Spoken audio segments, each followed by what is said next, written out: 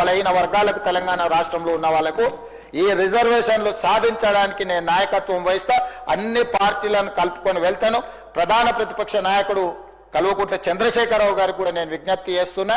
మనందరం కలిసికట్టుగా భారతీయ జనతా పార్టీ నాయకులు, ఇక్కడ సభా నాయకుడుగా ఉన్న మహేశ్వర్ రెడ్డి గారిని, ఎంఐఎం పార్టీ నాయకుడుగా ఉన్న అక్బరుద్దీన్ ఓవైసీ గారిని, మిత్రుడు సాంబశివరావు గారిని, సిపిఐ నాయకులను, వీళ్ళనే కాకుండా రాజకీయ పార్టీలకు కూడా నేను విజ్ఞప్తి చేస్తున్నా.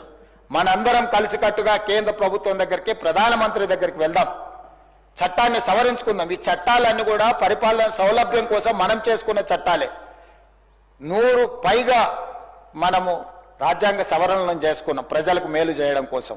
కాబట్టి ఈరోజు అవసరమైతే రాజ్యాంగ సవరణ అయినా చేపట్టడం ద్వారా బలహీన వర్గాలకు విద్యా ఉపాధి అవకాశాలలో, అదేవిధంగా రాజకీయ అవకాశాలలో 42% పెంచడానికి అవసరమైన చట్టపరమైన చర్యలు అన్నిటిని కూడా మనం తీసుకోవాలి.